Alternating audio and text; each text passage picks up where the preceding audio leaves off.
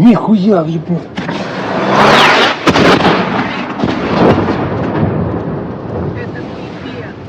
Next up, we have Marcel. He is a Canadian who is living in Russia. He also has military experience. Hi, everybody. My name is Marcel. I was serving in the Canadian Forces up until 2014, where then I voluntarily released. I was a captain in healthcare administration, lots of exercises, and gained a little bit of military knowledge. Hopefully that helps share in this presentation, and certainly what I've been going through here in Bryansk. And Marcel, the Canadian here, he just this week witnessed something, and I want him to share it with us now. Okay, well, on March 10th, recently, just after the celebration of Women's Day, we experienced a rocket attack that was utilizing the British supplied Storm Shadow missiles in the city of Bryansk. Mhm. And so the time of occurrence was approximately traffic hour when it was quite busy. So we were, as a family, just huddled around our little apartment, which happens to be about 700 meters from the impact zone. So needless to say, the first thing you hear in that kind of scenario is the alarms go off, the air alarm, as well Mhm. as the television will switch over and start giving a warning. And, it has happened quite a bit that we've had warnings of this kind of nature. So you're not always at the most heightened level of awareness that this is going to happen. So suddenly you realize that this is real and it's happening, and you better get to cover quickly before you take the warning seriously and you get to a safe area. So what happened was basically we had simultaneous inbound rockets coming.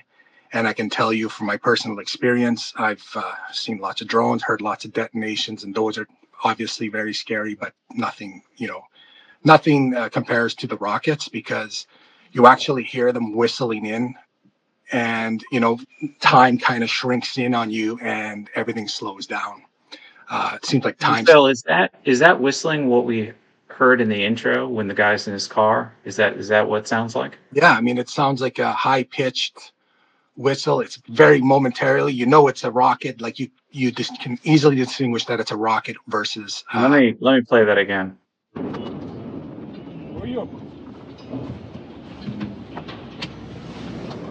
Нихуя, въебал.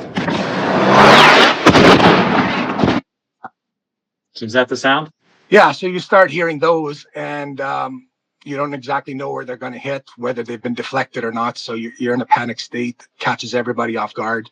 Everybody's been hearing these alerts a lot, and a lot of times they're just alerts and there's nothing that comes of it. But this time it certainly was a game changer in terms of Bryansk, because it impacted within the city. And they have been targeting a certain building close to where I live.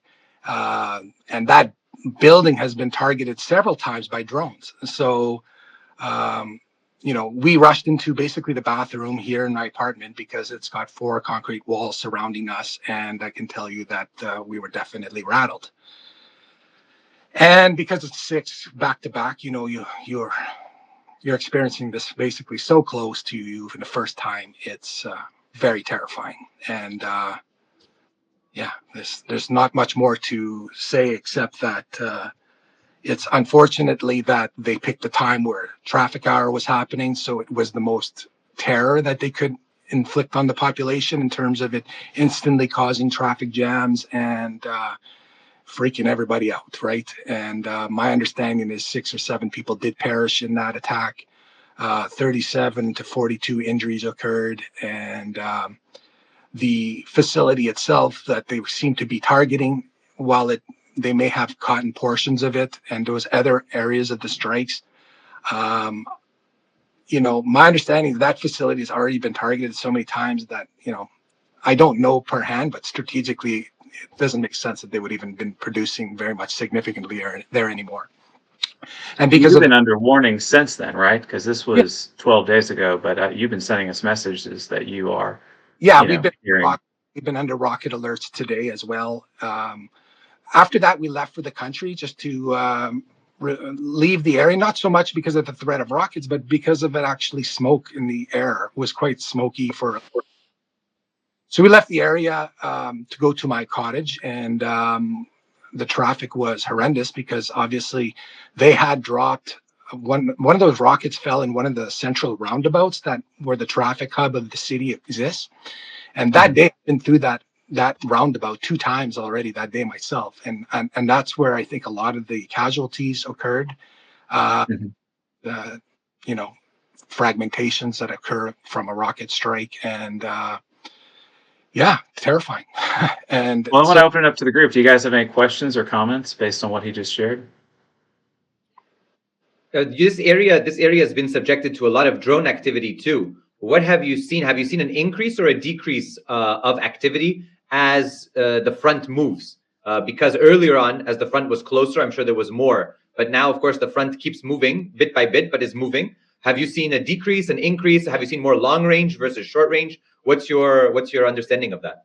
Like I previously shared with Joseph recently that I witnessed some of those drones heading towards Putin's compound back in about, I think it's over a month ago. And recently, what I have realize, actually, especially in hindsight, when these incidents go by, is on Women's Day and holidays, it seems that they tend to increase the amount of drone activity attacks. And in hindsight, it seems pretty clear that what they were doing was trying to exhaust the defense capabilities of the Russian Federation, because they had launched about 250 drones that were mostly unsuccessful around that date. And it was the middle of the week where suddenly this occurs at a very busy time. And perhaps that caught a little bit people unaware. But the trend is generally, it seems there's a terroristic nature behind it, because it's mostly about inflicting fear. And recently, there's been an uptick in drone activity across the entire southern territory. Again, just last week after this incident, I think it was the first day at the cottage, I was out in the morning coming out to the dacha, and I could see a propeller drone flying not more than like half a kilometer over my head, heading towards Moscow. I don't know where they're targeting, because there probably is several target missions that they're probably trying to achieve. They seem pretty easy for me to see, and it seems like it wouldn't be that difficult to shoot out of the sky. I've done a bit of skeet shooting in the past. It seems like that would probably be sufficient to knock one of these things out of the sky. Most significantly, recently I released a video where I found on Telegram that the Bryansk BARS organization has gotten their hands on some pretty interesting kind of defensive drones, which fly at a very high speed. They are launched at these drones. They don't have a warhead, so they basically just target a drone with using artificial intelligence, and they seem pretty effective. They travel at about 250 kilometers an hour, and so if they're within 3 kilometers of these drones, they're able to use this new mechanism to launch a drone at a drone without a warhead. So it actually often impacts the warhead of the drone and detonates in the sky. So I've heard a lot of those type of explosions as too, and you can definitely mark the difference in sound from a rocket, whether it be Flamingo or the British supported Storm Shadow. Right. I see the questions coming in. Thanks, guys. I'll get to them when appropriate.